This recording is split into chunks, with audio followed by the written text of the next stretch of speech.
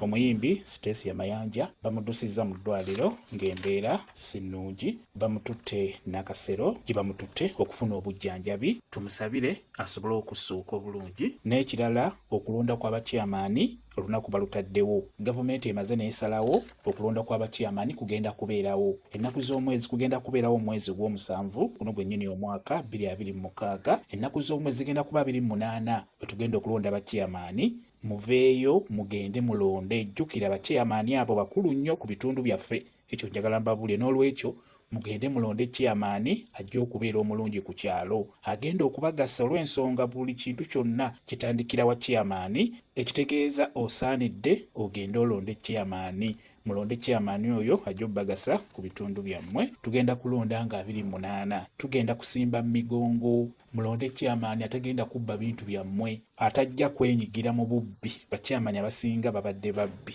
N'olwekyo muveeyo mugende mulonde bakyamaani olw'ensonga bakulu nnyo, batuyamba nnyo mu bintu eby'enjawulo. Kyamaani nga bwe mukimanyi nti yasookebwako. Muveeyo mulonde, mugende mulonde nga 28 omwezi ogujja ogw'omusanvu bwe tugenda okulonda bakyamaani, wamu n'akakiiko konna akaddiira kyamaani kajja kulondebwa ku lunaku olwo.